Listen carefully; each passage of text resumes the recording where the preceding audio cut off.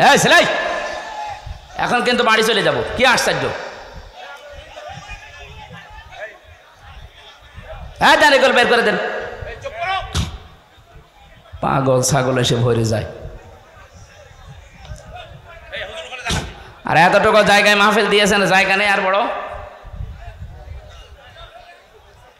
কথা বলবেন। এখন কিচ্ছু করার নেই, যে যেভাবে আসেন হয় দাঁড়িয়ে থাকেন, বসে থাকেন, নাই বাড়ি চলে যান, কথা বলবেন না। আপনার কারণে যদি এটা ডিস্টার্ব হয় কবিরা গুনাহ হবে। এসেছেন তো নফল সওয়াব আদায়ের জন্য, কোনো চাপাচাপি নেই। কোথায় চাপবে? প্যাকেট হয়ে যাবে না সবাই গরমে? যেখানে আসেন ওইভাবে থাকেন, যতক্ষণ পারেন শোনেন, নাই বাড়ি চলে যাবেন, কথা বলবেন না। হাদিস পড়লাম কি, তোমার ভাই যদি জালেম হয় অথবা মাজলুম হয় তাকে সাহায্য করো। সাহাবীরা বলেছিলেন, হে নবী, আমার ভাই যদি মাজলুম হয় তাকে সাহায্য করা যায়, যদি জালেম হয় আমি কি করে সাহায্য করব? বিশ্বনবী বললেন, তুমি তাকে জুলুম থেকে ফেরাও। তাকে যদি জুলুম থেকে ফিরিয়ে রাখতে পারো তাহলে তাকে সাহায্য করা হয়। আর যদি জুলুম করার জন্য কেউ কাউকে সাহায্য করা জেনে বুঝে কেউ যদি জানে যে লোকটা জালেম, এরপরও তার পক্ষে থাকে, সে সঙ্গে সঙ্গে নবীর উম্মত থেকে খারিজ হয়ে যায়। এই 15.5 বছর যিনি পালিয়েছে আপনাদের পুত্রবধূ, এই জেলার জন্য, থানার জন্য একটা কলঙ্ক। আমার কুষ্টিয়ায় জন্ম, আমার একটু আফসোস লাগে মাঝে মাঝে, আল্লাহ অন্য জেলায় জন্ম দিলে ভালো হতো। কারণ এই জেলাতে এমন একটা সমস্যা, সারা বাংলাদেশে সহ বিশ্বে আমি বহু জায়গায় গিয়েছি, কোনো জায়গায় আমি দেখিনি যে পুলিশ পাহারা দিয়ে গাঁজা খাওয়ায়। সারা বিশ্বে মনে হয় কুষ্টিয়ার এই জায়গাটা যেখানে পুলিশ পাহারা দিয়ে নির্বিঘ্নে গাঁজা খাওয়ায়। মহাস্থানগড়ে আছে, এটা পাহারা দিয়ে খাওয়ায়। তারপরও এটা এত নাম করা না। মহাস্থানগড় আমার মনে হয় বহির্বিশ্বে এরকম চেনে না, কিন্তু বাইরের বহু দেশে আমি লালনের মাজার, এই শয়তানরে সবাই চেনে।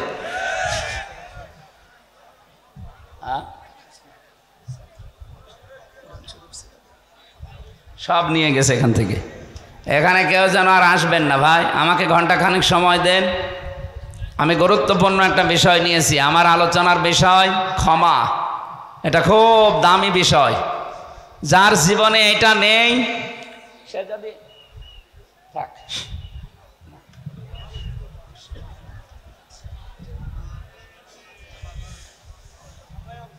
সারা পৃথিবীরও মালিক হয়ে যায়, ওই লোকটার জীবন ব্যর্থ।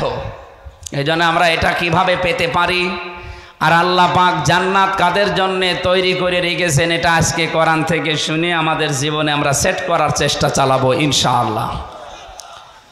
তাহলে কি বললাম, হাদিসের দুইটা ভাষা, অংসর আখাকা জালিমান আও মাজলুমান। তোমার ভাই যদি জালেম হয় অথবা মাজলুম হয়, উভয় অবস্থায় তাকে সাহায্য করো। সাহাবী বললেন, হে নবী, আনসুরুহু মাজলুমান, আমার ভাইকে আমি সাহায্য করতে পারি যদি মাজলুম হয়। ফাকাইফা আনসুরুহু জালিমান, কি করে আমি সাহায্য করব যদি জালেম হয়?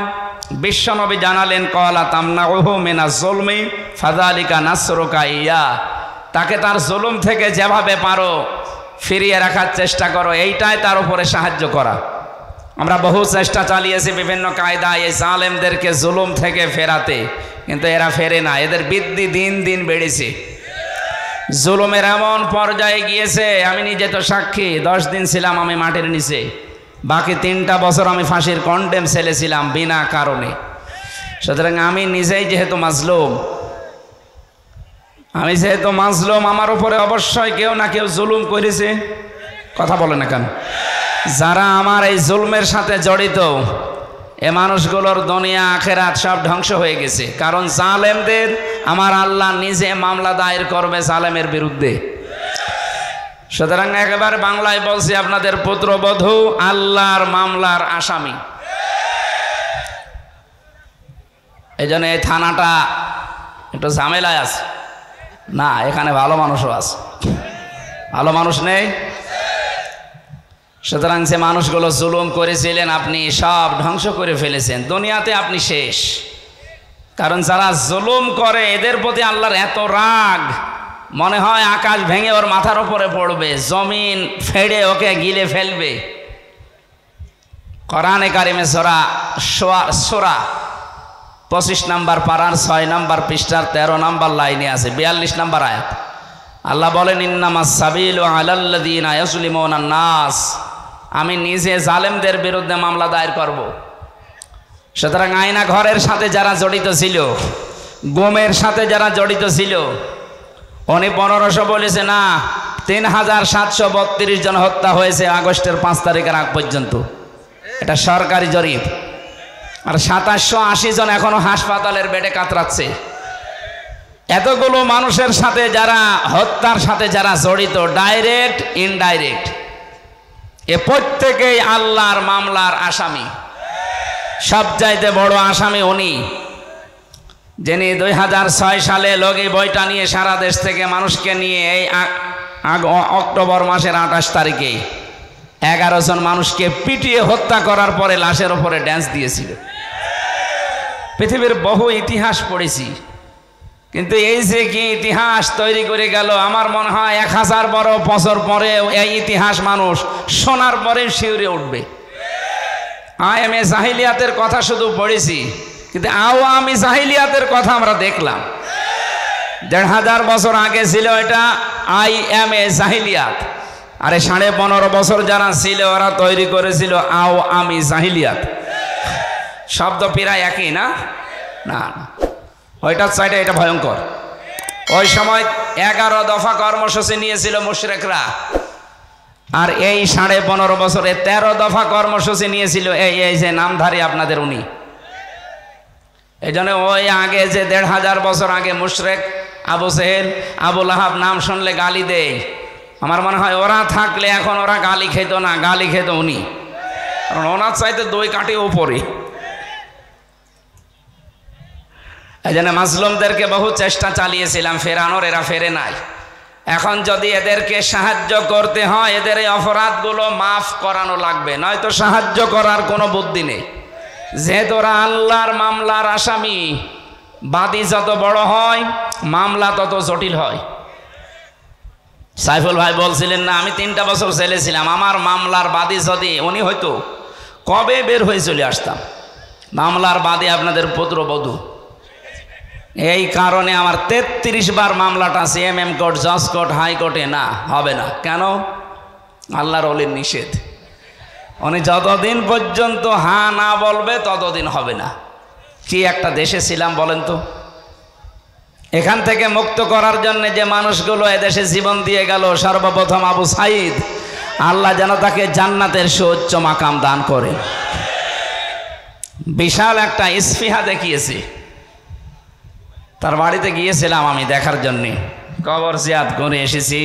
আল্লাহর কাছে দোয়া করছি এই মাজলুম মুসাফির অবস্থায় আল্লাহ যেন সত্যি তাকে জান্নাতি বানিয়ে দেন, বলেন আমিন। হ্যাঁ, শহীদরা এমনিতে জান্নাতে যাবে, কারণ যারা শাহাদত বরণ করে আল্লাহ বলেন তারা মরে না, ওরা জীবিত, আর আমি তাদের নিচে খাবার খাওয়াই।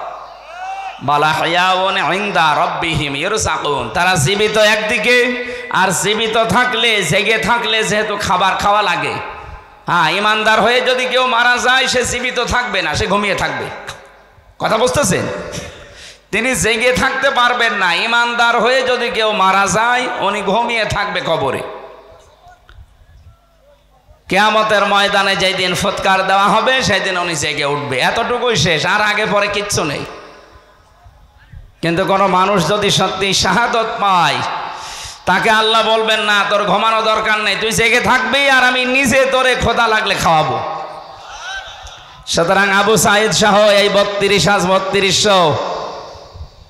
3732 জন মানুষ যারা জীবন দিয়ে চলে গেল, আল্লাহ যেন প্রত্যেককে শাহাদতের মর্যাদা দান করেন। আর যিনি এর সাথে সর্বপ্রথম জড়িত, তাকে এই জুলমের কারণে, গণহত্যার কারণে তার যেন এ দেশের মাটিতে সচক্ষে বিচার হয়। আমি বিচার হয় কেন বললাম? কারণ বিচার যদি না হয় সে বিপদে পড়বে, আর আমরা চাই না আপনাদের পুত্রবধূ বিপদে পড়ুক মরণের পরেও। এখন তো বিপদে আছেই, মরণের পরেও যেন বিপদে না থাকে। প্রশ্ন আসতে পারে মরণের পরে বিপদে পড়বে মানে? হ্যাঁ, দুনিয়া যে যে ধরনের অপরাধ করে ওই অপরাধ যদি দুনিয়ায় বিচার না হয়, কিয়ামতে আল্লাহ যখন বিচার শুরু করবে তখন ওইটা ডবল করে করবে। কথা বুঝতেছেন না? আমার ভাষা বোঝার চেষ্টা করেন।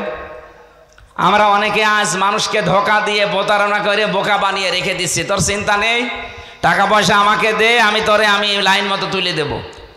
ও মনে হচ্ছে যে ও মাফ করার টেন্ডেন্সি নিয়ে বসে আছে, অথচ কোরআন আর হাদিসের বর্ণনা সাফ, এটা রেকর্ড হচ্ছে, কালকে সারা দেশে যাবে। কেউ যদি অপরাধ মাফ করাতে চান, কোরআন আর হাদিসের কিছু নির্দেশনা বলি আছে না নেই?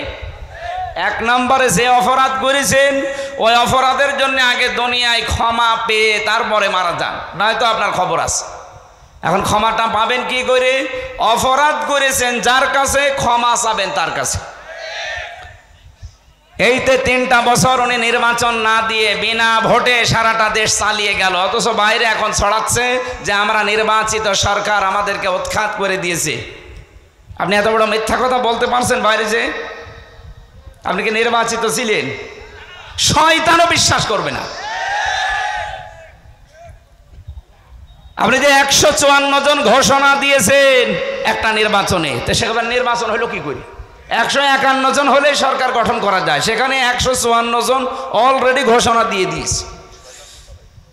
এরপরে এই যে দিনের ভোট আপনি রাতে করে নিলেন, দিনের ভোট রাতে হয়েছে। আমার সাথে এক ওসি ছিল জেলখানায়, 8 বছর তার জেল। ওই সময় মনে হয় 2 বছর চলছিল। আমারে বলছে, হুজুর আমি এই এসেছি, আসার পর আপনি যে তাওবার ব্যাখ্যা আমারে শোনালেন যে তাওবা হচ্ছে অপরাধ যার কাছে ক্ষমা চাওয়া লাগে তার কাছে, কিন্তু আমি তো এতদিন এগুলো বুঝতাম না, আমিও তওবা করেছি। কিভাবে? বলছে আমি এই যে নির্বাচন গেল, ওই সময় ফেনীতে দায়িত্বে ছিলাম।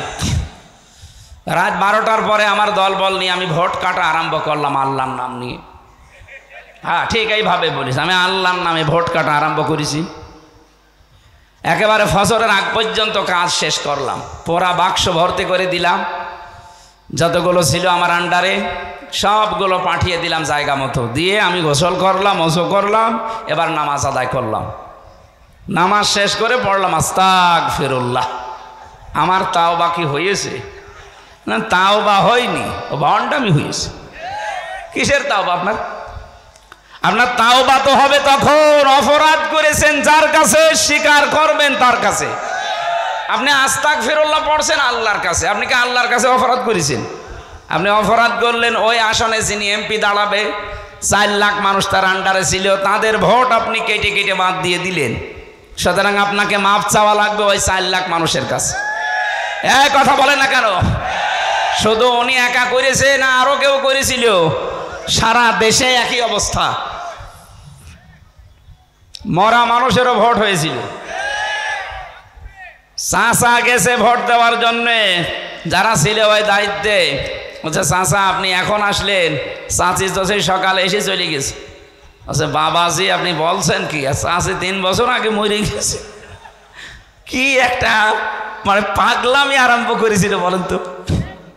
আর এইটা এখন উনি বাইরে বসে বসে বিদেশি মানুষদেরকে শোনাচ্ছে যে আমরা নির্বাচিত সরকার ছিলাম।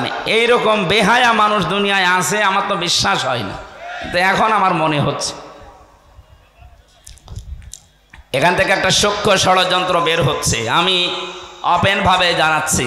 যারা বাইরে বসে বসে এই ষড়যন্ত্রগুলো করছেন, আমি কয়েকদিন আগে সিঙ্গাপুরে ছিলাম, ওখানে আরও বেশি হচ্ছে, কারণ এই শয়তানগুলো সব পালিয়েছে ওখানে।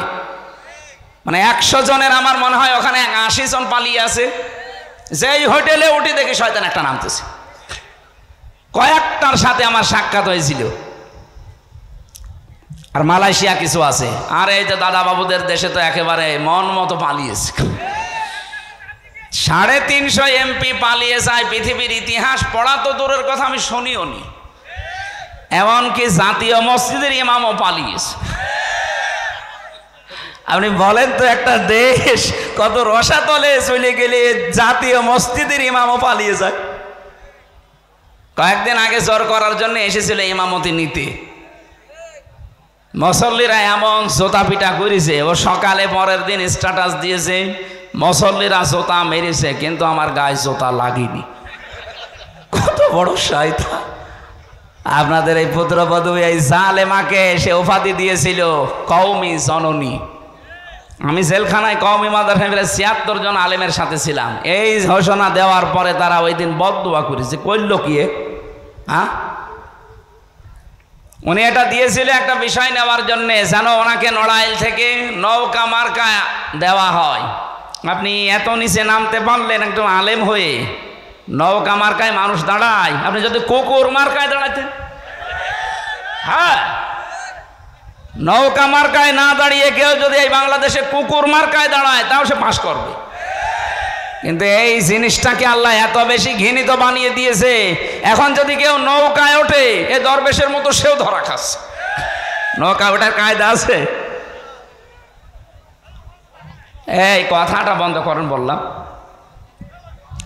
তাহলে আমরা এখন ওনাদের যেহেতু অনেকে বাঁচার জন্যে মাঝে মাঝে ইঁদুরের গর্ত থেকে মুখ বের করার মতো চেষ্টা চালাচ্ছে, আমরা চাই আপনারা বেঁচে থাকেন, কিন্তু আপনাদের এই ধোঁকা দিয়ে আমরা বোকা বানাতে চাই না। আপনারা চান সঠিকভাবে কিয়ামতেও যেন ধরা না খান। তাহলে কি করা লাগবে?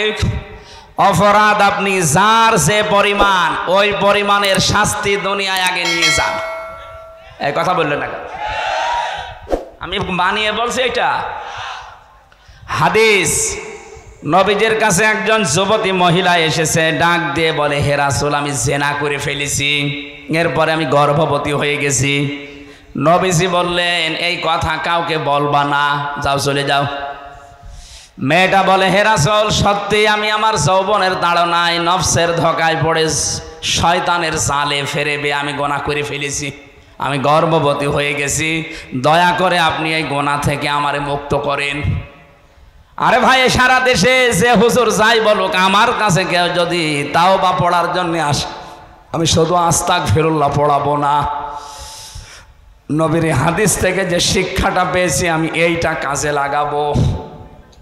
রংপুরবাসী, এবার আপনার বিবেক দিয়ে বলেন তো, ১৫০০ বছর আগে বিশ্ব নবীর কাছে যে যুবতী মেয়ে এসেছিল জেনা করার পর, বলেছে আমাকে মুক্ত করেন এই গুনাহ থেকে, নবীজিকে তাকে বলতে পারতেন না, ঠিক আছে তুমি একবার আস্তাগফিরুল্লাহ পড়ে নাও? বলতে পারতেন না? তার তো আরব দেশের মানুষ, আরবি মাতৃভাষা, একবার বললে সে মুখস্থ করে ফেলতো আস্তাগফিরুল্লাহ, তার মাফ হয়ে যেত নাকি? কিন্তু নবীজি ওটা করেননি, বললেন ঠিক আছে, যতদিন সন্তানটা ডেলিভারি না হয় বাড়ি যাও, এটা ডেলিভারি হওয়ার পরে আসবা, কারণ তোমার অপরাধ আছে, এই সন্তানের কোনো অপরাধ নেই। এই ভালো করে শুনবেন, আমি বেশি কথা বলছি না, খুব অল্প সময় শিক্ষামূলক কিছু কথা বলছি। মেয়েটা সন্তান হওয়ার পরে দৌড়িয়ে এসেছে, হে রাসূল, এই যে আমার ছেলে। নবীজি বললেন ঠিক আছে, এক কাজ করো, ছেলেটা যতদিন দুধ না ছাড়ে 2 বছর পর্যন্ত বুকের দুধগুলো তাকে পান করাও, এরপরে আসো। শক্ত খাবার যখন খাওয়া শিখবে একা একা, ওই সময় জলদি আমার কাছে আসবা, তোমার আমি মুক্ত করে দেব। মেয়েটা এসেছে ছেলেটা নিয়ে, নবীজি ছেলেটাকে এক সাহাবীর হাতে বললেন, না এর লালন পালনের দায়িত্ব। সাহাবী মহিলাদেরকে বললেন, একে মাটির ভেতরে বুক পর্যন্ত গেড়ে দাও, চারিদিক থেকে পাথর নিক্ষেপ করা আরম্ভ করো। সবাই যখন পাথর মারতেছে, হযরতে খালিদ ইবনে ওয়ালিদ বলেন, আমি একটা জোরে মারলাম, একটু জোরে নিক্ষেপ করার কারণে পাথর তার নাকের উপরে লাগার পরে ফিনকি দিয়ে রক্ত আমার শরীরে লেগেছে। আমি ভৎসনা দিলাম, আমি তার মন খারাপ হয়ে গেল যে নাপাক মহিলার রক্ত আমার শরীরে লাগলো। নবীজির কানে কথা যাবার পরেই বিশ্ব নবী বললেন, থামো খালিদ, এ কথা বলবা না, কারণ আমি নবী, তুমি নবী না, আমি যা দেখি তুমি দেখতে পাও না। এই মহিলার অনুশোচনা, তাওবা, এ মহিলার যে অপরাধের শাস্তিটা হয়ে গেল দুনিয়ায়, আল্লাহ এত বেশি পছন্দ করেছে তার এই তাওবাটা। এদের পৃথিবীতে কোনো জালেমও যদি এইভাবে তাওবা করে, আমার আল্লাহ তাকেও মাফ করে দেবেন। কে বুঝলেন রংপুরবাসী? এ মহিলা যতটুকু অপরাধ করেছিল, অপরাধের শাস্তি যেটা, সেটা পাওয়ার পর ওনার আস্তাগফিরুল্লাহ কবুল হয়েছে। কথা বলে না কেন? তাহলে এই 15.5 বছরে যারা অপরাধের সাথে জড়িত, বিশেষ করে যারা আয়না ঘরের সাথে জড়িত, এটা যে মানবতার বিরুদ্ধে কত বড় কঠিন কাজ, আপনি না থাকলে বোঝানো যাবে না। আমি 10 দিনে অপারগ হয়ে গেছি। এই যে কঠিন কঠিন রোগ এখন আমার শরীরে, ওই কারণে যারা 10 বছর ছিল, যারা 8 বছর ছিল, কি অমানবিক নির্যাতন তাদের ওপরে চলেছে। মাঝে মাঝে যখন বের করে আনতো আমারে, আমি আওয়াজ শুনতাম কান্নার। তাও তো আমার ডিবি অফিসের নিচে যে ঘর, ওখানে ছিলাম। আসল যেটা ডিজিএফআইয়ের ওই জায়গায় তো আরো ভয়ঙ্কর, যেখানে ব্যারিস্টার আরমান ছিল, আমান আজমি ভাই ছিল, যেখানে এম ইলিয়াস আলী বিএনপির এই নেতা ছিল। মানুষের হাড় গোড়, কত মানুষ মারাই গেছে। আসার সময় দেখতাম মাঝে মাঝে কোনো মোবাইল নাম্বার চোখে পড়ে, লেখা আছে ভাই নাম্বারটা একটু বাইরে জানাবেন, আমি অন্তত বেশি আছি। 2 দিন 5 দিন না, কেউ 5 বছর, কেউ 8 বছর, কেউ 10 বছর, কেউ 14 বছর পর্যন্ত পড়ে আছে। আর খাবার দিত সকালে পচা ছোলা, দুপুরে দিয়েছে একেবারে মাখানো ভাত, মনে হচ্ছে কেউ খেয়ে পারিনি, ফেলেছে। এইটা আমার সাথে মুফতি ফখরুল সাহেব ছিলেন জেলখানায়, মাঝে মাঝে আমার শোনাতেন, ভাই ফাঁসির এই কন্ডেম ছেলে আছি, তারপরও আসি মনে হচ্ছে জান্নাতে আসি। এমন জায়গায় আমার রেখেছিল, এই পায়ের ভেতর দিয়ে ভাবে হাত দিয়েছে। সামনে যে লোহার ব্যারিকেড দেওয়া আছে, এই লোহার বিশাল বিশাল শিকের সাথে আমার হাত দিয়ে, হাতকে ওরা শিকল দিয়ে বেঁধে দিত। আরে 2 মিনিট 5 মিনিট, 1 দিন 2 দিন পরে খুলে দিলে তো হয়। বছরের পর বছর এভাবে আমারে রেখে দিয়েছে। 1.5 মিনিট 2 মিনিট সময় দিত টয়লেট করার জন্য। কখন আজান হয়, কখন দিন হয়, রাত হয়, এটা যে কোন বছর, কত মাস, কোন তারিখ আমি কিচ্ছু জানি না। আপনি বলেন তো কি অবস্থা তৈরি করেছিল তাদের ওপরে। এই জালেম যারা, এর সাথে যারা জড়িত, তারা নাকি 10 দিন 12 দিন 15 দিন পর পর একবার দেখতে যেত। মানুষের এই চিৎকার কান্না আর আর্তনাদ শোনার পরে তারা অট্ট হাসি দিত যে দেখ কেমন লাগে।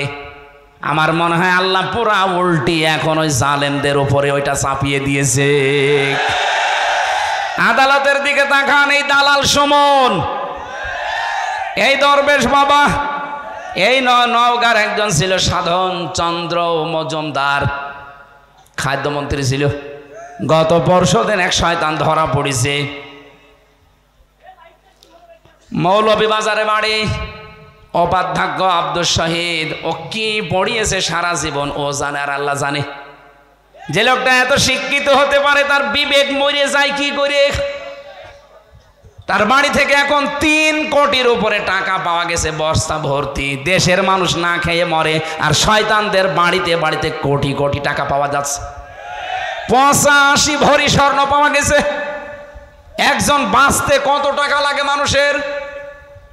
আমার মনে হয় এদের কোনো বিচার আচার করার দরকার নেই। বাইতুল মোকাররমের সামনে নিয়ে করজ ভাড়া দিয়ে শেষ করে দেন। কিসের বিচার এদের? দেশটাকে রসাতলে নামিয়ে দিয়েছে, আর এদের আবার বিচার করা লাগছে। যে মানুষগুলো প্রশাসনে অবৈধ স্বরাষ্ট্রমন্ত্রীকে দেখাচ্ছিল যে স্যার একটা গুলি করলে শুধু একটা মরে আর মরে না, এদের আবার বিচার লাগে নাকি? আমাদের বিরুদ্ধে বানানো মামলা দিয়ে যদি 3 বছর জেল খাটাতে পারেন, আপনাদের তো নিজেরা আপনারা সাক্ষী, হাজার হাজার ভিডিও আছে। এর জন্য আবার বিচার করা লাগবে কোন কারণে? আবু সাইদকে যেভাবে মেরেছে ওইভাবে ক্রস ফায়ার দিয়ে শেষ করে দিন, তাহলে তার গোনা মাফ হবে। তাছাড়া কোনো মাফ নেই। ও যদি কিয়ামত পর্যন্ত জেলে থাকে, ওর মাফ হবে না, কারণ ও তো জেলে থাকলে ওই কষ্টটা পাবে না। আবু সাইদের মতো জীবন ওকেও দেওয়া লাগবে। এর সাথে যারা জড়িত, আয়না ঘরের সাথে যারা জড়িত, তারে 8 বছর 10 বছর 14 বছর আগে ওই ঘরে রাখা লাগবে। সুতরাং যারা বিভিন্ন কায়দায় বলছেন আমরা ঢুকে পড়বো, আপনি তো ঢুকে পড়তে পারবেন না। আপনার ধরনের রেডি করা আছে। আর এটাও যদি নাও হয়, এ দুনিয়া শেষ না, এরপরে আরেকটা জগৎ আসছে। এমনি আপনি 8-10 বছর পরে এমনি মরে যাবেন। কথা বলেন না কেন? আমি তো চাই আমার 3 বছরের জন্য আমার এই মামলার সাথে যারা জড়িত প্রত্যেকে যেন এভাবে ফাঁসির কন্ডেম ছেলে 3 বছর থাকে, যোগাযোগ বিচ্ছিন্ন হয়ে। ব্যারিস্টার আরমানের জন্য 8 বছর তারা আয়না ঘরে থাকবে। 8 আর 3 কত হয় বলেন? ব্যারিস্টার আরমানের জন্য 8 বছর, আমান আজমির জন্য 10 বছর, কত হয়? 23। কত? 11 আর 10 কত হয়? 21 বছর আপনি আগে থাকবেন মাটির নিচে, এরপরে আপনারা যা করবেন করবেন। আর আমি জানি 21 বছর হলে আপনি কব্বরে চলে যাবেন। কি কথা বলেন না কেন? আমরা চাচ্ছি আপনাদেরকে বাঁচাতে। আপনারা যখন বাঁচতে চান যে আমাদেরকে বাঁচান, হ্যাঁ, বাঁচানোর যে সিস্টেম কোরআন হাদিস দিয়েছে এইভাবে আসেন। এই 15.5 বছর অনেককে ঘরে ঘুমাতে দেননি, তাহলে আপনি 15.5 বছর একটু থেকে দেখেন যে কেমন লাগে। আমাদের আদালতে তোলার সময় বলতো দেখ কেমন লাগে, এখন আমরাও বলি দেখ কেমন লাগে। খাপের খাপ মমতাজের বাপ। এই কথা বলা যাবে না। ছেলে, আমার প্রথম কথা ছিল এইটা যে দুনিয়ায় যারা জালেম তাদের বিরুদ্ধে মামলা দেবে কে? সুতরাং যারা পালিয়েছেন এবং পালিয়ে অনেকে যাচ্ছেন, গোপনে আছেন, জালেম যারা, তারা কিন্তু হামজার মামলার আসামি আর নেই, এখন সরাসরি আল্লাহর মামলার আসামি। আল্লাহর মামলার আসামি ও কি বাঁচতে পারে এরকম কোনো সম্ভাবনা আছে? নেই। আপনার দুনিয়াও শেষ, আখিরাত তো শেষই। আল্লাহু লা ইয়াহদিল কওমাজ জালিমিন। জালেমদের জন্য দোয়া করেও লাভ নেই, কারণ তাদের জন্য দোয়া করলে কবুল হবে না। ইয়াহদি এটা মজারে, আল্লাহ বলেন আমি ওদের হেদায়েত দিচ্ছি না, দেবও না। আল্লাহ আমাদেরকে যেন জালেম হওয়া থেকে বাঁচান। আমরা মজলুম আছি, মাজলুম আল্লাহর কাছে অনেক দামি বিষয়। সারাটা জীবন যেন কম বেশি আমরা মাজলুম থাকি, যেন জালেম না হই। বলেন আমিন। দরুদ সালাম পাঠ করার মাধ্যমে আমাদের আজকের আলোচনার বিষয় যেহেতু ক্ষমা বলেছি, সূরা আলে ইমরানের 133 নম্বর আয়াত পড়েছি। তাফসীর মাহফিল লিখেছেন, তাফসীর আকারে কথা বলার চেষ্টা চালাবো ইনশাআল্লাহ। যতটুকু পারেন জবান খুলে আয়াতটুকু পড়েন। আউযু বিল্লাহি মিনাশ শাইতানির রাজিম। বিসমিল্লাহির রহমানির রহিম। ওয়াসারিউ ইলা মাগফিরাতিম মির রাব্বিকুম ওয়া জান্নাতিন আরদুহাস সামাওয়াতু ওয়াল আরদ উইদ্দাত লিল মুত্তাকিন। আল্লাহ পাক বলেন, হে পৃথিবীর মানুষেরা, তোমরা সকলে মিলে দৌড়াও। ওয়াসারিউ বহু বচন, একজন দুইজন না, সবাই মিলে দৌড়ানো আরম্ভ করো। ইলা মাগফিরাতিম মির রাব্বিকুম, তোমাদের রবের ক্ষমার দিকে। কারণ ক্ষমা করার একচ্ছত্র মালিকানা যেটা আল্লাহর সাথে সম্পৃক্ত, ওইটা আল্লাহর। এখানে দুইটা বিষয় পাওয়া যাচ্ছে। এই এদিকে তাকান। কেউ যদি মাপ পেতে চায়, বিষয় দুইটা, একটা হক্কুল ইবাদ আর একটা হক্কুল্লাহ। আপনি আল্লাহর সাথে কোনো দোষ যদি করে থাকেন, তার কাছে মাপ চাবেন। নামাজ পড়েননি, রোজা রাখেননি, হজ করেননি, এই বিষয়গুলো আমার আল্লাহর সাথে সম্পর্কিত। যদি এগুলো কেউ দুনিয়ায় না করে থাকে, সে যেন অবশ্যই আল্লাহর কাছে ক্ষমা চায়। উনি ইচ্ছা করলে মাফ করবে, ইচ্ছা করলে শাস্তিও দিতে পারে। কিন্তু যে বিষয়টা বান্দার সাথে জড়িত, এটা আমার আল্লাহ মাফ করবেন না ওই বান্দা যতক্ষণ ক্ষমা না করেন। এই জন্য যারা মানুষের উপরে জুলুম করেছেন, তাদের অধিকার নষ্ট করেছেন, আগে তাদের কাছে যেয়ে স্বীকার করবেন, মাফ চাবেন, ক্ষমা চাবেন। আর আমার ভয় লাগে এই কারণে, 15.5 বছর যাদের ওপর জুলুম অত্যাচার নির্যাতন করেছেন, তাদের অনেকেই কিন্তু 15.5 বছরে কবরে চলে গেছে। কথা বলেন না কেন? আপনি এখন তাদের কাছে মাফ চাবেন কি করে? এই জন্য আপনি জালেম, আপনার সব শেষ, দুনিয়া আখিরাত আপনি হারিয়ে ফেলেছেন। অন্তত এইরকম পর্যায়ে আমরা যারা নেই, তারা এখন মাফ চাওয়ার জন্য, ক্ষমা চাওয়ার জন্য আল্লাহর দিকে দৌড়াচ্ছি। কম বেশি যদি এরকম আমাদের জীবনে কিছু হয়েও থাকে, অন্তত যারা বেশি আছে আপনি তাদের কাছে যে মাফ চেয়ে নেবেন। হ্যাঁ, বাপ হিসাবে যদি সন্তানের উপরে জুলুম করে থাকেন, অনেক বাবা আছে হজ করতে যাওয়ার আগে ছেলের নামে ভালো ভালো সম্পদ লিখে দেয়, আর মেয়েকে বলে মা তোর জন্য আমি দোয়া করে দেব কাবা ঘর ধরে। আপনার জীবনও হজ কবুল হবে না, কারণ আপনি এই মেয়েটার হক নষ্ট করে হজে যাচ্ছেন, আগে তার জমি ফেরত দেন, টাকা দিয়ে দেন, এরপরে দোয়া করেন।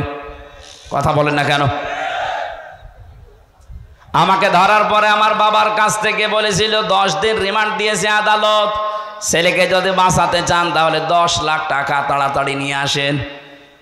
আমার বাবা গ্রাম্য মানুষ, তাড়াতাড়ি করে ভয়ের চোটে 8 লাখ সঙ্গে সঙ্গে যেভাবে হোক ধার খরচা করে দিয়েছিল। বলেছিল টাকা যদি বাকিটা আর 2 দিনের ভেতরে না দেন 50টা মামলা দেব। বাবা কথা ঠিক রেখেছিল বাকি টাকা দিয়ে, কিন্তু ওই শয়তানরা কথা ঠিক রাখে নাই, পরের দিন আবার মামলা দিয়েছে। আপনি এরকম জুলুম করতে পারলেন, অথচ নিজেই মাঝে মাঝে আমারে বলতো হুজুর আপনাদের কোনো দোষ নেই, এটা আমরা জানি, আপনি যে কোনো কিছুর সাথে জড়িত না এই মামলার, তাও আমরা জানি। তাহলে আপনি এরকম করেন কেন? 11 ঘন্টা আমারে টাঙিয়ে রাখলেন, আমার চোখে কালো কাপড় দিয়ে বেঁধে, হাত পেছনে দিয়ে টাইট করে সেই শিকল দিয়ে বাঁধা, মাথায় ডান্ডা বেড়ি লাগানো, দড়ি দিয়ে টাঙিয়ে রেখেছে রডের সাথে 11 ঘন্টা। দুপুর 2টায় নিয়ে গেছে, রাত 11:30টায় নিয়ে আসতেছে। 4 ওয়াক্ত নামাজ আমি এমনি আন্দাজে পড়েছি, আমি জানি না যে এখন দিন না রাত মাটির নিচে।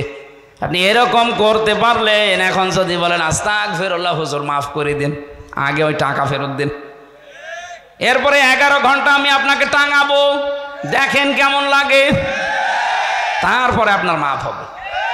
এই জন্য বান্দার সাথে যে বিষয়গুলো সম্পৃক্ত, আল্লাহর কসম করে বলছে আপনার মাফ হবে না যতক্ষণ পর্যন্ত ওই বান্দা আপনাকে ক্ষমা না করবে।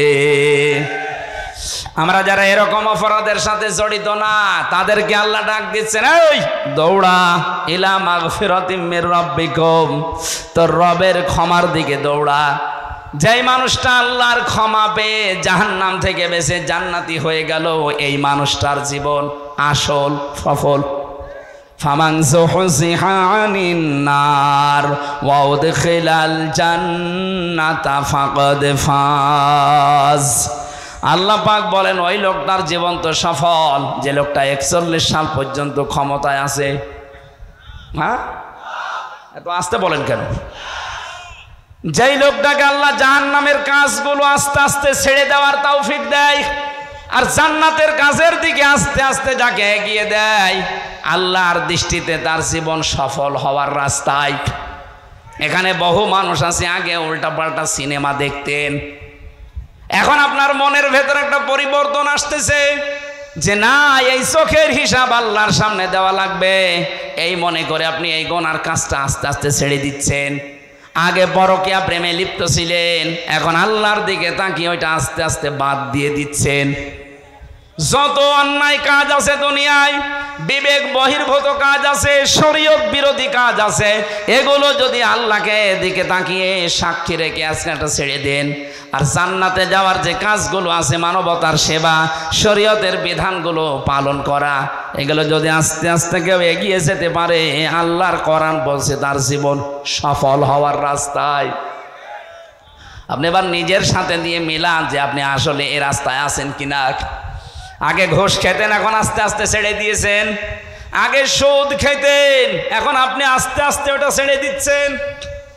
এটা গ্রাম অঞ্চল আছে কিনা আমি জানি না, 1000 টাকা ছেড়ে রাখে, 1 মাস পরে 100 টাকা বেশি নেয়। এই এলাকায় আরম্ভ হয়ে গেছে। এই সুদের সাথে কারা জড়িত আছে হাত তোলেন তো। না, আমার মনে হয় এটা বলা ঠিক হলো না, কারণ এই এলাকায় এখনো শুরু হয়নি। যদি কেউ এই কাজে এখন থাকে, না খেয়ে মারা যান, তাও জান্নাত পাবেন বলে আশা করা যায়। কিন্তু এই সুদের সাথে যদি কেউ জড়িত হয়, ও যেন মায়ের সাথে জেনা করে আসলো। আপনি কি ভাবতে পারেন যে মায়ের সাথে কাজ কোনো শয়তান ছেলেও করতে পারে? অথচ আপনি ভালো মানুষ করতেছেন। সুতরাং এ কাজ যারা আছেন, 1000 টাকা ছেড়ে রাখে, 1 মাস পরে 1100 টাকা পায়। হ্যাঁ, 200 এদিকে আরো বেশি। আমি আশা করছি এটা ছেড়ে দেবেন ভাই।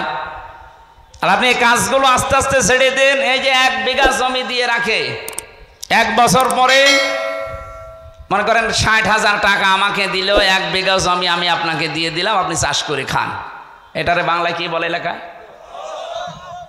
এই সিস্টেমে আছেন কারা চাষ করছেন? হাত তোলেন তো।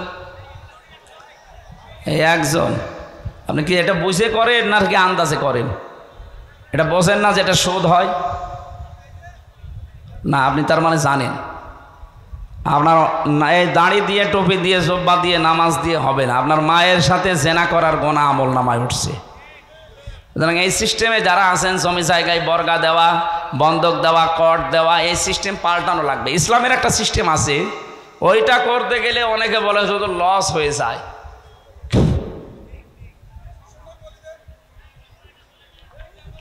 না, আমি 1 বিঘা জমি আপনার কাছ থেকে নিলাম, টাকা আমি দিয়ে দিলাম। যখন আপনি টাকা ফেরত দেবেন আমারে, মনে করেন এই 60,000 বললাম, তখন আপনি হয়তো 5-7 হাজার 10,000 টাকা আপনাকে 1 বছর 2 বছর 3 বছর যা করে খাবেন, এরপরে নেওয়ার সময় টাকাটা কম নেওয়া লাগবে। এই সিস্টেমে আমি জানি মনে হয় এলাকায় এগুলো চলে না, খালি নে। এটা সারা দেশের অবস্থা একই, মানুষ যেই নিয়ে শুনে পায়খানা খাবে।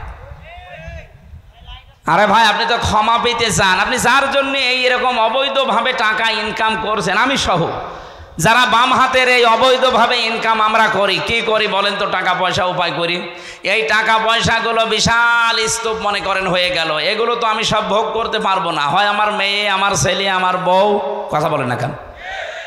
আমার অবৈধ ইনকাম দিয়ে তারা আনন্দ ভোগ করার জন্য 2 পায়ে খাড়া, কিন্তু আমার এই ইনকামের জন্য যে অপরাধ, যে পাপ, একটা পাপও আমার বউ নেবে না। কার বউ এ পাপ নেবে আগে আজকে রাত্রে জিজ্ঞাসা করবেন। যদি বলে হ্যাঁ তুমি যা করো করো, আমি অর্ধেক নেব, আপনি আরো 100 ভাগ 80 মাইল বেগে করেন। কিন্তু ও যদি বলে তুমি কিভাবে কি করবা আমি জানি না, তোমার একটা পাপও আমি নিতে রাজি না, তাহলে আপনার এই পাগলামি বন্ধ করা লাগবে। আপনি পাগলামি করছেন। আমরা পাগল হয়ে থাকবো না, পাগল ভালো হব। এক কথা বলে না কেন? দুনিয়া একদিকে চলে যাক, এই সুদের সাথে যে সমস্ত কারবার আছে, ব্যাংকিং হোক আর জনগণের সাথে হোক, আজকে থেকে তাওবা করে ফিরে আসবো। তাহলে এই মাহফিল শুনতে এসে লাভ হবে, তাছাড়া কিয়ামত পর্যন্তের অনুষ্ঠান হয়ে যাবে, আপনার কোনো লাভ হবে না। আল্লাহ বলেন দৌড়াও আমার ক্ষমার দিকে। আমরা তো দৌড়াচ্ছি ক্ষমা পাওয়ার জন্যে। জান্নাতিন আরদুহাস সামাওয়াতু ওয়াল আরদ, এমন ক্ষমার দিকে, এমন জান্নাতের দিকে দৌড়াও যে জান্নাতের প্রশস্ততা আকাশ আর জমিনের চাইতেও বিস্তৃত।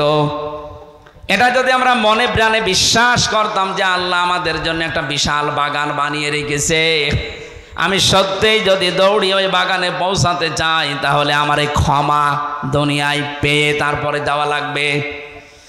এজন্য আমাদের সব সময় টেনশন, চিন্তায় থাকা দরকার, আল্লাহ আমি মাপ পেয়েছি তো।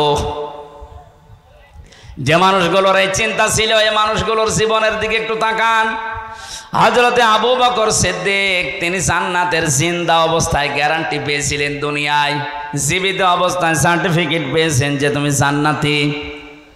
মসজিদে নববীতে অসময়ে যে তিনি শিশুর মতো অঝর নয়নে কাঁদছিলেন, নবীজি বললেন অসময়ে কাঁদো কেন? হযরতে আবু বকর বলেন, হে রাসূল, আল্লাহ আমাকে মাফ করেছে তো, আমি কি জান্নাত পাবো সত্যি?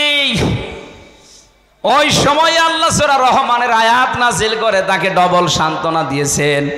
অলিমান খাফা মাকামা রাব্বিহি ওয়া নাহান নাফসা আনিল হাওয়া ফাইনাল জান্নাতা হিয়াল মাআওয়া।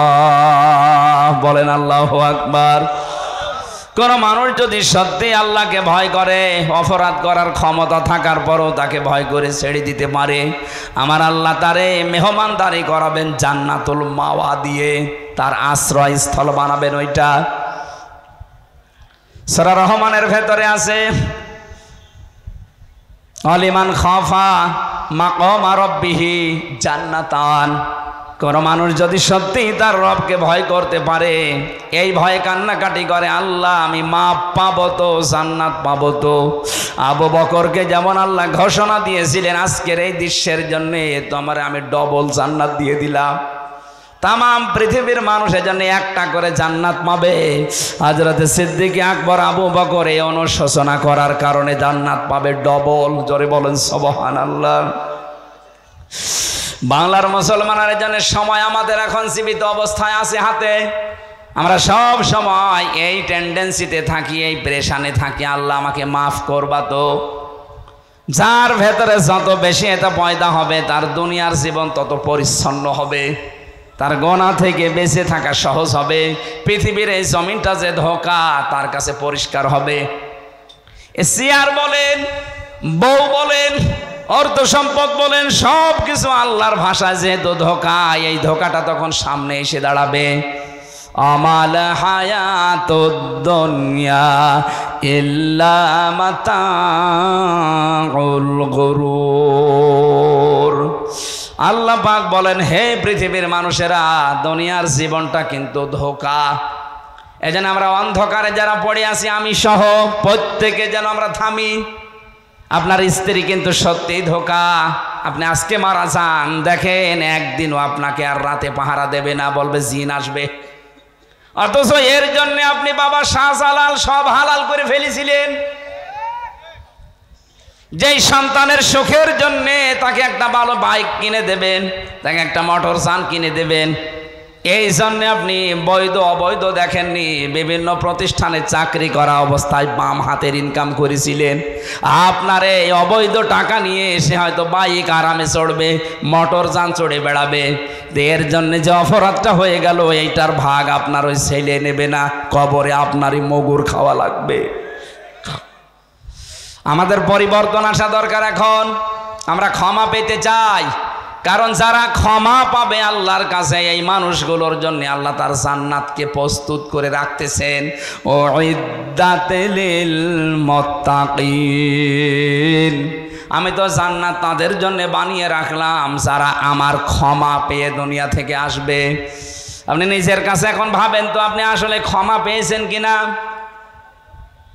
খলিফাতুল মুসলিমিন হযরত ওমর ঈদের দিন সকালবেলা অঝোর নয়নে ঘরের দরজা বন্ধ করে কাঁদছিলেন।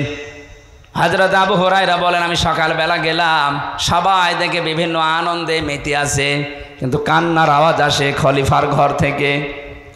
দরজায় নাড়া দিলাম, ভেতর থেকে আওয়াজ এলো কে? বাইরে থেকে বললাম, খলিফা আমি আবু হুরায়রা এসেছি।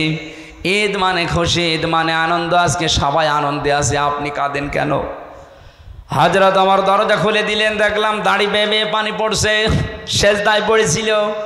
আমারে বলছে, আবু হুরায়রা ঈদ মানে খুশি আনন্দ, তাদের জন্যে যে মানুষগুলো 30টা রোজা কবুল হয়ে গেছে, যারা এই গ্যারান্টি পেয়েছে যে আল্লাহ তাকে মাফ করে দিয়েছে। আমি ওমর এখনো পর্যন্ত গ্যারান্টি পাইনি যে আল্লাহ আমাকে মাফ করেছে কিনা, তা আমি কি নিয়ে আজকে আনন্দ করব? রংপুরবাসী তারাও মানুষ ছিল, আমরাও মানুষ।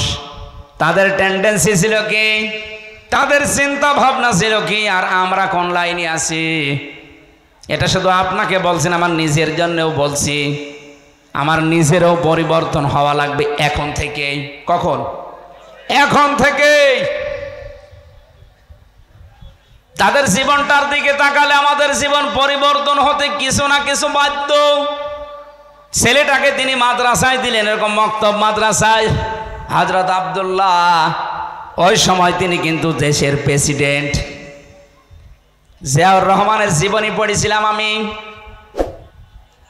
ইন্তেকালের পর উনি যখন প্রেসিডেন্ট থাকা অবস্থায় তার সন্তান, ওই যে এখন যিনি আছে লন্ডনে, জনাব তারেক জিয়া, ছোটটা তো মারাই গেল, বেগম জিয়া, ওই সময় ছেলেটাকে নিয়ে গেছে ভর্তি করতে এক জায়গায় ঢাকাতে।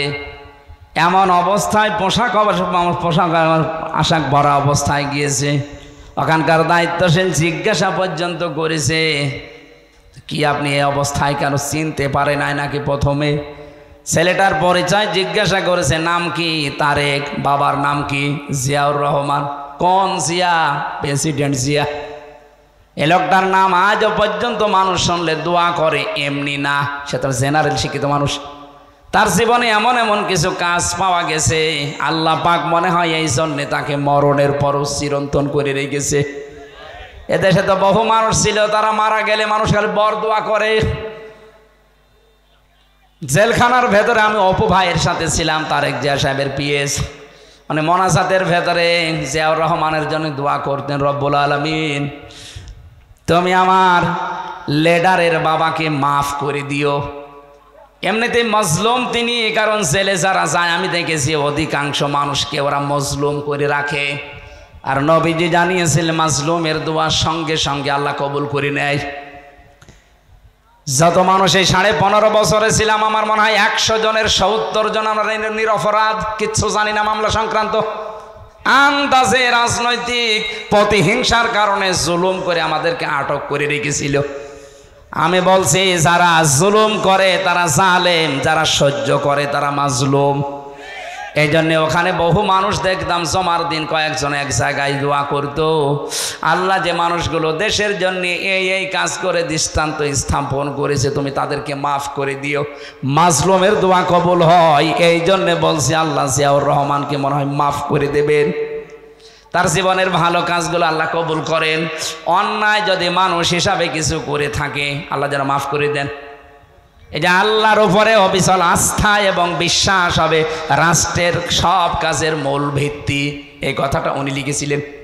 জীবনে তার কোনো কিছু কবুল হোক বা না হোক, এ কথাটা পড়লে একবার আল্লাহর কথা মনে হয়। কথা বলেন ঠিক কিনা? আল্লাহ এই লোকটাকে যদি মাফ করে দেয় আমাদের ক্ষতি হয়ে যাবে। আরো জোরে বলেন। আরো যারা দেশের জন্য কাজ করেছিলেন আল্লাহ সবাইকে যেন মানবতার সেবার কারণে মাফ করে দেন। বিশেষ করে ইসলামের জন্য, মানবতার জন্য যাদের জীবনটা শেষ হয়ে গেল, এই মানুষগুলোর জীবনের আমল যেন আল্লাহ ব্যর্থ না করে, কবুল করে দৃষ্টান্তমূলক পুরস্কার দেন। বলেন আমিন। হযরত ওমরের সময় প্রেসিডেন্ট, ছেলেটাকে ভর্তি করার পরেই কয়েকদিন ক্লাস চলছে, হঠাৎ করে ওই দেশের প্রধান বিচারপতি হযরতে আলী তার ছেলে হোসাইনকেও দিলেন মাদ্রাসায়। এই টেবিলের ওপর থেকে বারবার কলম ফেলে দিচ্ছে, খেজুরের পাতার কলম, উপর দিয়ে কালি দিয়ে লেখা লাগে এই কলমে। আব্দুল্লাহকে বলছে তুলে দাও, 1 বার 2 বার 3 বার তিনি তুলে দিলেন। তৃতীয়বার একবার বলে ফেললেন, কি তুমি বারবার কলম ফেলে দাও, আমারে তুলতে বলো, আমি কি তোমার খাদেম চাকর নাকি? হযরতে হোসাইন তিনি মনের অশান্তে যেন কথা বলে ফেললেন, হে আব্দুল্লাহ তুমি শুধু খাদেম না, খাদেমের বাচ্চা খাদেম। উনি ওই সময় প্রেসিডেন্টের ছেলে, মাইন্ডে নিয়েছে। বাড়িতে যে জিজ্ঞাসা করছে, বাবা হোসাইন আমাকে খাদেমের বাচ্চা, খাদেম এই শব্দ দিয়ে সবার সামনে গালি দিয়েছে, আমি আর মাদ্রাসায় যাব না। বিচার যদি তুমি সত্যিই না করো আমি মাদ্রাসায় পড়া বন্ধ করে দিলাম। উনি বলছে ঠিক আছে, আজকে না জমার দিন আমি বিচার করব হাজারো মানুষের সামনে।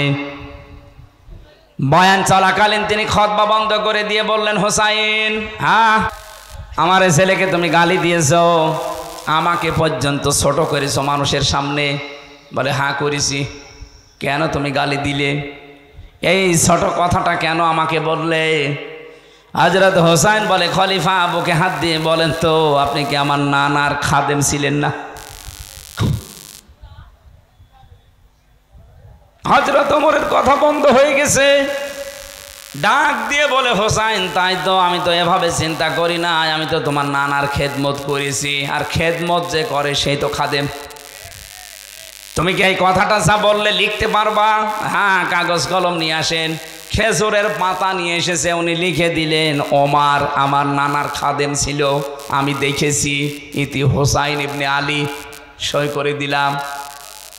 কাগজটা হাতে নিলেন, জমা দিলেন, সাহাবীদেরকে বললেন, নবীর সাহাবীরা বিচার হয়ে গেছে। এই ছেলে সমস্যা কি আপনার? না না মাইকে মাইকওয়ালা কি এরকম গাড়ি করে গেল? সাতার মাথা মাইক দিয়েছে, আর উল্টা পাল্টা জিনিস এখানে রাখেন কেন যে ঘের ঘের করে আওয়াজ হয়?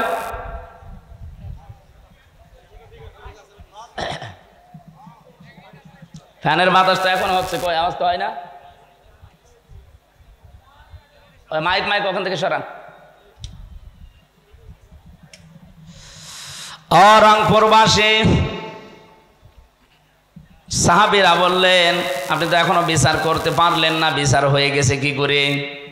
হযরত ওমর ছেলেটাকে ডাক দিলেন, আব্দুল্লাহকে বুঝ দিলেন, বাবা যে বিচার করেছি এটা দুনিয়া না, আখিরাতেও কাজে লাগবে।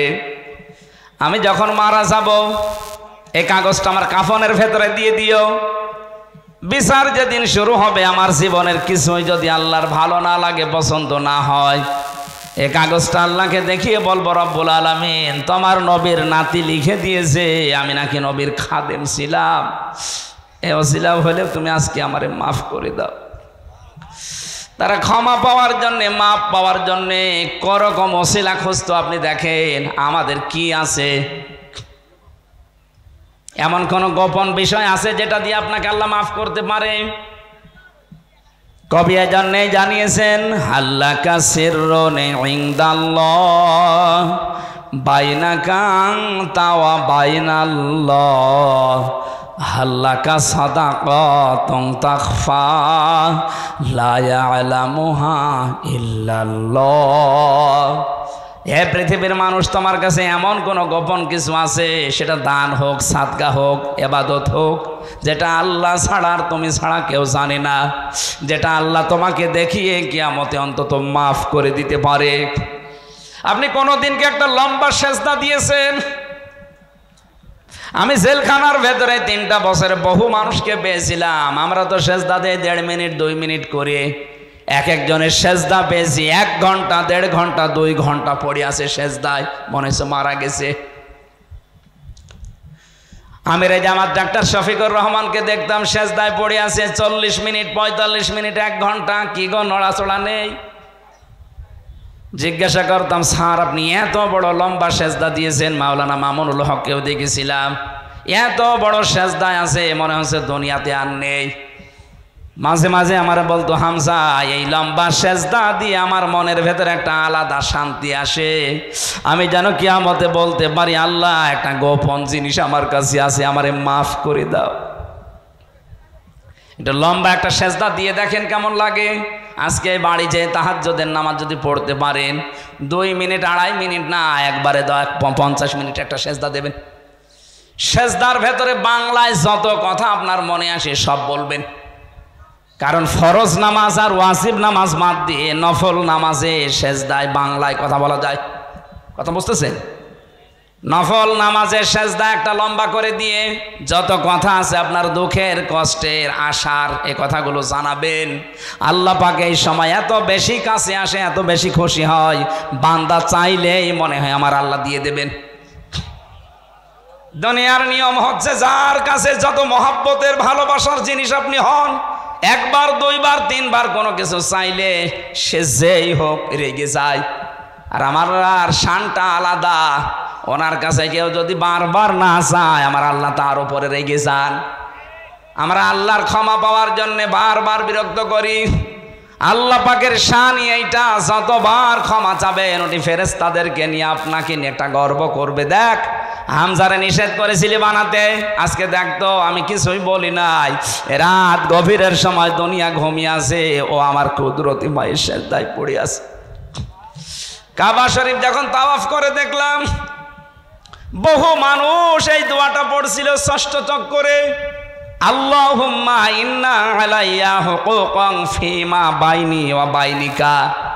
হে মালিক, কাবার সামনে নিয়ে বলছি আমি তোমার গোলাম, তুমি আমার মালিক, আমার ভেতরে তোমার ভেতরে বহু দেনা পাওনা বাকি আছে, আমি বান্দা হিসাবে যা পাওয়ার কথা তুমি তো আমাদের সব দিয়েছো, আমাকে নেই থেকে হামজা বানিয়েছো, তুমি আমাকে সেই মাটি মায়ের গর্ভ থেকে শুরু করে সাইফুল বানিয়েছো।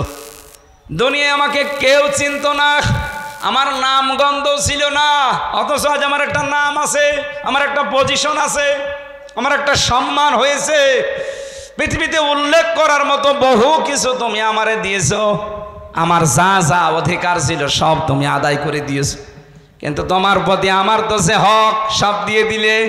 আমি বান্দা হিসাবে আমার উপরে তোমার কিছু হক আছে, আমি তো কিছুই দিতে পারিনি। নিজের দিকে তাকিয়ে বলেন তো, আল্লাহকে আপনি কি দিয়েছেন? কিয়ামতের ময়দান আল্লাহ যখন বিচার শুরু করবে, আল্লাহর বিচারে কিন্তু অবিচার নেই, আছে না? নেই। আল্লাহর বিচারে কোনো অবিচার নেই। আল্লাহ যদি ন্যায় বিচারও কারোর সাথে করে কেউ জান্নাত পাবে না। কথা বলছে না কেন? আল্লাহর বিচারে কোনো অবিচার, জবাব দিলেন না? আল্লাহর বিচারে কোনো অবিচার, ন্যায় বিচার করলে জান্নাত পাবেন না, কেউ পাবেন না। হ্যাঁ, একটা মাত্র পথ খোলা আছে, আল্লাহ যদি দয়া করে ক্ষমা করে দেয়। এই জন্যে কাবার সামনে নিয়ে মানুষ এই কথা বলে ষষ্ঠ চক্কর দেওয়ার সময়, আল্লাহ তোমাকে দেওয়ার জন্য আমার যা দরকার আমি কিচ্ছু দিতে পারিনি, যাই দিয়েছি সব ত্রুটিপূর্ণ, সব ত্রুটিপূর্ণ, ত্রুটি দিয়ে ভরা, ভুল দিয়ে ভরা। আমি যতটুকু তোটাফাটা ইবাদত করেছি অনেকে লোক দেখানো করে ফেলেছি, ওর ভেতরে রিয়া ছিল, অহংকার ছিল, অনেক ভুল ছিল, ভ্রান্তি ছিল, কিন্তু একটা সম্পদ আমার কাছে আছে, আল্লাহ তোমার নাম যে গাফফার, তুমি আমারে মাফ করে দাও। যেন কিয়ামতে আল্লাহ যখন কাউকে মাফ করতে চাইবেন তাকে সবার সামনে বিচার করবেন না, একা একা নিয়ে যাবেন একটা জায়গায়, আলাদা চাদর দিয়ে ঘিরে দেবে ফেরেশতারা, সবাইকে দূরে সরিয়ে দিয়ে আল্লাহ নিজে বান্দার সামনে দাঁড়িয়ে বলবে, হামজা এই অপরাধগুলো করেছিলি। কেউ নেই, শুধু আল্লাহর সামনে আপনি একা দাঁড়িয়ে সব স্বীকার করা লাগবে। কারণ আপনার হাত কিন্তু কিছুক্ষণ পরে কথা বলবে যদি স্বীকার না করেন, আপনার চোখ কথা বলবে, পা কথা বলবে, সব কিছুই তো কথা বলবে। আপনি জানেন যে এখন আমি আল্লাহর সামনে দাঁড়িয়ে, কেউ নেই আমার আশপাশে। স্বীকার যখন একটা একটা করে বলবেন, আল্লাহ আমার ভুল হয়ে গেছে, মহান আল্লাহর কুদরতি যে বিশাল দরিয়া আছে, জোশ পয়দা হবে, ঢেউ পয়দা হবে। আল্লাহ যেন শেষে কথা বলবে, সূরা জুমারের তাফসিরে আছে, আল্লাহ পাক যেন শেষে বলবে, বান্দা আচ্ছা আমি তোরে মাফ করে দিলাম, কাউকে বলার দরকার নেই, এটাকে প্রচার করার দরকার নেই, কাউকে বলারও দরকার নেই, যা আমি তোরে মাফ করে দিলাম, আমার বানানো জান্নাতে চলে যা। আল্লাহ তুমি আমাদের সবার জীবনে এরকম একটা কিছু তৈরি করে গোপনে মাফ করে দিও, বলেন আমিন। মাঝে মাঝে আমার 33 বছর বয়স, একা একা যখন থাকি এই কথা আমার বেশি মনে হয়, আল্লাহ এখনই যদি মারা যায়, তুমি যদি তোমার সামনে নিয়ে বলো, হামজা 2024 সালের সেপ্টেম্বর 30 তারিখ পর্যন্ত তোরে মাফ করে দিলাম, যা হিসাব দেওয়া লাগবে না, শুধু অক্টোবরের 1 থেকে 31 এই 31টা দিনের হিসাব দিয়ে জান্নাতে চলে যা। আমার যা কাজ কারবার, আমার তো মনে হয় 31 দিনের হিসাবও আমার এখনো রেডি হয়নি। 31 দিনের হিসাব আমি দিতে পারবো না, আপনারা পারবেন না? আপনারা পারবেন? এটা কত কঠিন বিষয় যে ক্ষমা পাওয়া, মাপ পাওয়া, হিসাব।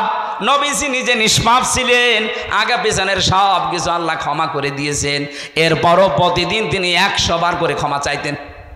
আল্লাহুম্মা হাসিবনি হিসাবা ইয়াসিরা, এ আল্লাহ তুমি আর যাই কর আমার হিসাবটা সহজ করে দিও। হিসাব সহজ মানে যে আগে যেটা বললাম এইটা কুদরতি পর্দা দিয়ে ঢেকে নিয়ে বলবে, বান্দা স্বীকার কর যে এগুলো করেছিলাম। যখনই আপনি অনুতপ্ত হয়ে অনুশোচনা করে কান্নাকাটি করবেন যে আমি করেছিলাম, আল্লাহ বলেন যা গোপনে মাফ করে দিলাম। আল্লাহ আমার সবার জীবনে তুমি এরকম একটা পজিশন তৈরি করে দিও, বলেন আমিন। নাই তো একটা যদি নিয়ামতের হিসাব যায় কিচ্ছু না, শুধু পানি, তাও পারবেন না। আল্লাহর এক বান্দা মনে মনে করেছিল 1000 বছর আমি হায়াত পেয়েছি, এটা বনী ইসরাইলের ঘটনা। 1000 বছর আমি হায়াত পেলাম, 1000 বছর আমি জিহাদের ময়দানে কাটিয়েছি, দিনের বেলা, আর রাতের বেলা আমি কাটিয়েছি ইবাদতে, সেজদায়, তেলাওয়াতে। আল্লাহ আমাকে যা করলাম মনে হয় জান্নাত আমি পেয়ে যাব। ঠিক দেখে স্বপ্নে দেখে মারা গেছে, কিয়ামতের ময়দানে আল্লাহ কায়েম করে দিয়েছে, ওরে ডাক দিয়েছে, এদিকে আয়, তোরে জান্নাতে দিয়ে দিলাম যা। লোকটার মনের ভেতরে একটু অহংকার, হ্যাঁ এত কিছু করলাম, আল্লাহ আমাকে একটু ধন্যবাদও দিল না, ওয়েলকাম দিল না, বলছে যা জান্নাত চলে যা। একটা কথা হইল।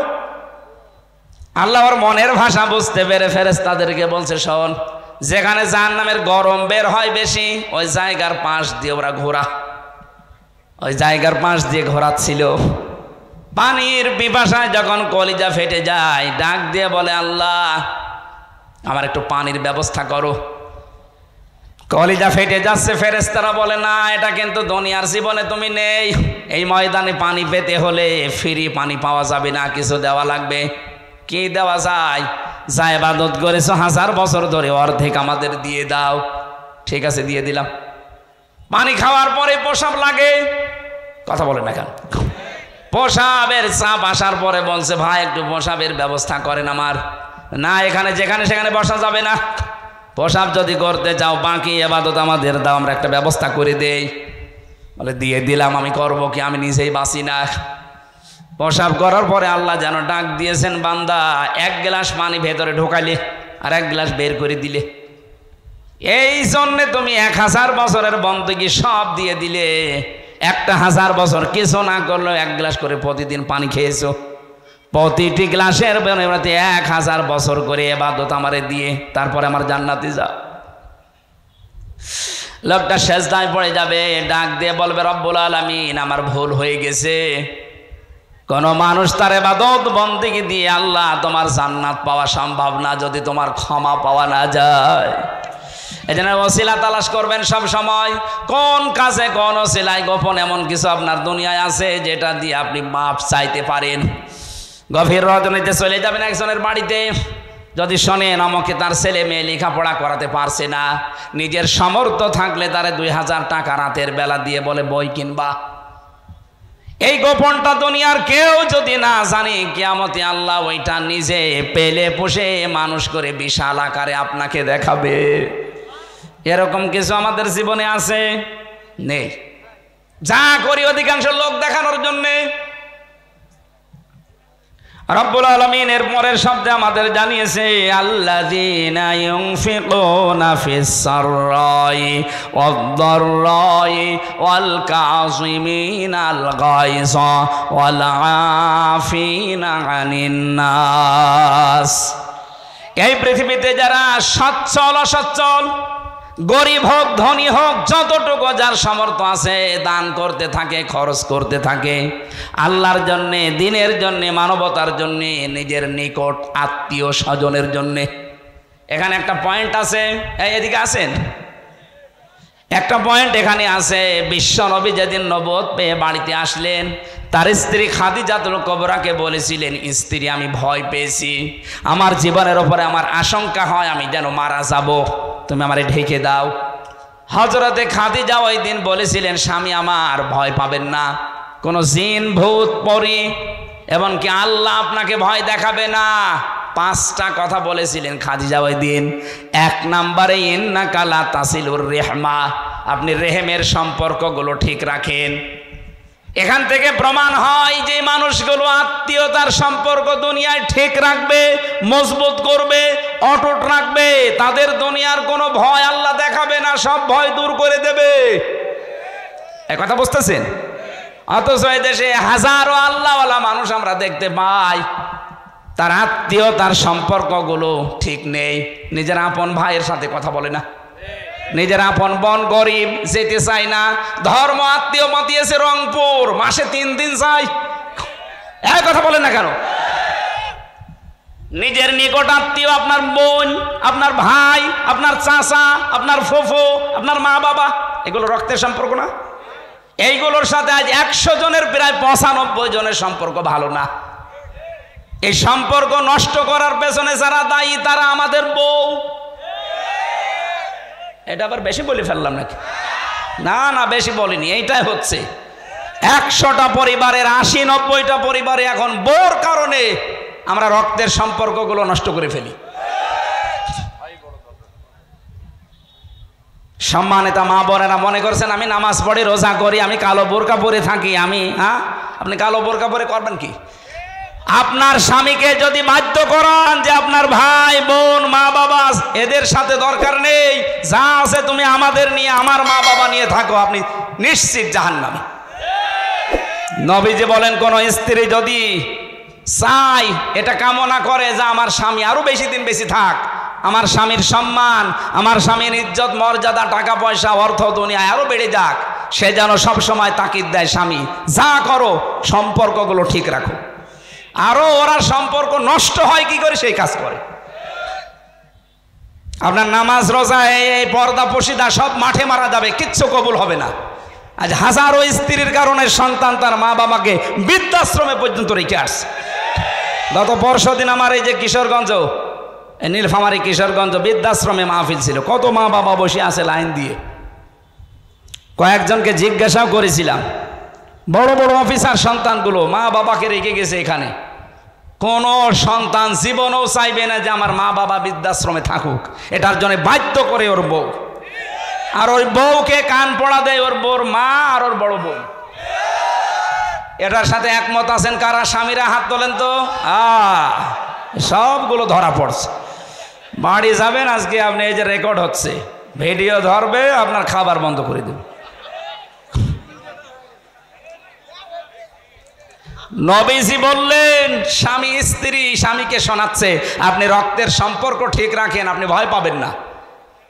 তাকসিবুল ও তাহমিলুল কাল্লা, স্ত্রী বলছে আপনি মানুষের বোঝা বহন করেন, আপনি ভয় পান কেন?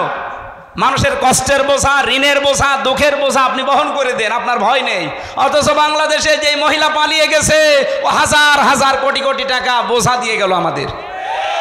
সে তো ভালোই আছে তার মেয়ে নিয়ে, বোন নিয়ে, ছেলে নিয়ে, কিন্তু আমাদের উপর এখন কত বোঝা। এদেশে এখন জন্ম নিলে 1 লাখ টাকা ঋণ।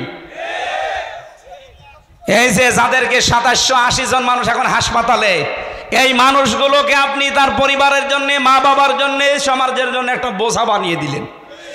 নবীর উম্মত যারা, তারা বোঝা আরো দূর করে দেয়, হালকা করে দেয়, আর ওরা এমন নবীর উম্মত বোঝা আরো চাপিয়ে দিয়ে গেল। আপনি মাপ পাবেন না। মাপ পাওয়ার জন্য মানুষের বোঝা হালকা করা লাগে, তাহলে কিয়ামতে আল্লাহ আপনার পাপের বোঝা হালকা করে দেবে। পাপের বোঝা হালকা করা মানে আপনাকে আল্লাহ মাফ করে দেবে। আমি জেলখানায় বসে বসে এই পারিবারিক জীবন নিয়ে ভেবেছিলাম, মেয়েরা কেন আজ এই স্বামীর উপরে এই ঝামেলায় আছে। নারী নির্যাতন করলে আমাদের জেল হয়ে যায়, ফাঁস হয়ে যায়, আমরা ফাঁসির আসামি। এখন যে জল্লাদ আছে, ও বউ মারার মার্ডার মামলার আসামি।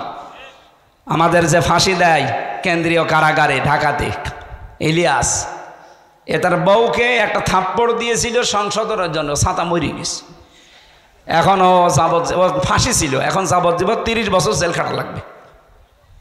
এই জন্যে আমি বসে বসে, ওখানে তো লেখা খুব কঠিন, তারপরও কারারক্ষীদেরকে বলে কয়ে আমি লিখেছিলাম পারিবারিক জীবনের সমস্যা এবং তার সমাধান কি করে এটার সমাধান করা যায়। আমি প্রায় 120 পৃষ্ঠা করেছিলাম। বাইরে এসে ওরা আরও সামারাইজ করে করে 2টা বই করেছে, একটা পুরুষের জন্য, একটা মহিলাদের জন্য। এখানে পাওয়া যায় কিনা জানি না, গাড়ি আছে মনে হয়, গাড়িতে পাওয়া যাবে, সাদা গাড়ি। আমার যাওয়ার সময় মেয়ের জন্য নিয়ে যাবেন, মেয়ে বিয়ে দেওয়ার আগে এটা পুরা পড়াবেন যে এটা পড়ো, তাহলে আর সংসার আলাদা হবে না। বিশেষ করে বউকে পড়াবেন আগে, আর বউরা নেবেন নিয়ে স্বামীকে পড়াবেন। আমার কণ্ঠ এবং এই রাত জাগা নিয়ে আমি খুব টেনশনে আছি। এত রাত পর্যন্ত জেগে থাকলে আবার দেখা যাচ্ছে সেদিন রংপুরের মতো পটল তুলবনি। আমি শেষ করে দিলাম, আল্লাহুম্মা আমিন। লা ইলাহা ইল্লা আনতা সুবহানাকা ইন্নী কুনতু মিনাজ জালিমিন। রব্বুল আলামিন 2 দিন ব্যাপী তাফসীরুল কোরআন মাহফিলে বসে কোরআনের কথাগুলো চাতক পাখির মতো শুনছিলাম। যতটুকুই শুনিয়েছি, আমার শরীরে যতটুকু কুলিয়েছি আমি বলেছি, এগুলো আমল করার তৌফিক আমাদের দান করো। সওয়াবগুলো তুমি নবীর রওজায় পৌঁছিয়ে দাও। 3টা বছর জালেমের জিন্দান খানায় ভর্তি ছিলাম। কি খাওয়িয়েছে ওরা আল্লাহ তুমি জানো, আর ওরা জানে আমার শরীরটা স্বাভাবিক হচ্ছে না। আল্লাহ মেহেরবানি করে আমাকে আগের অবস্থায় আবার ফিরিয়ে দাও। এ মাহফিলের সওয়াবগুলো নবীর রওজায় পৌঁছিয়ে দাও। আমরা যারা নারী পুরুষ আসলাম, আল্লাহ তুমি আমাদেরকে জীবনের মতো ক্ষমা করে দাও। এ মাদ্রাসার বিশাল খরচ আল্লাহ মেহেরবানি করে খাজানা থেকে পূর্ণ করে দাও। যত মানুষ লেখাপড়া করছে এখানে, তাদের মেধা স্মৃতি খুলে দাও। যত অভাব আছে আল্লাহ অভাবগুলো দূর করে দাও। আমার কণ্ঠে আর কোলায় না আল্লাহ, তুমি আমার কণ্ঠ তা ছেড়ে দাও। মাহফিলের প্রধান অতিথি ইদ্রিস ভাইকে কবুল করো আল্লাহ তাআলা। অন্যতম অতিথি এসেছে আমাদের শ্রদ্ধাভাজন ভাই সাইফুল ইসলাম, তাকে মঞ্জুর করো। এ জেলাতে যত মানুষ বসবাস করছে, তাদের মা বাবা যারা হারিয়েছে, কবরগুলো জান্নাত বানিয়ে দাও। এ দেশটা জালেম থেকে যখন মুক্ত করেই দিয়েছ, আল্লাহ বহির্বিশ্বের ষড়যন্ত্র থেকে তুমি মুক্ত রাখো। কোরআনে কারিম এই দেশে তুমি প্রতিষ্ঠা করে দাও। বারাকাল্লাহু লানা ওয়া লাকুম ফিল কোরআনিল আযীম। এই আশা নিয়ে ভরসা নিয়ে হাত নামাচ্ছি যে আমরা শুনেছি, যা বলেছি এগুলো আমাদের জীবনে যেন আমরা আমল করতে পারি। আল্লাহ রব্বির হামহুমা কামা রব্বায়ানি সাগীরা ওয়ালহামদুলিল্লাহি রাব্বিল আলামিন। লা ইলাহা ইল্লাল্লাহু মুহাম্মাদুর রাসূলুল্লাহ।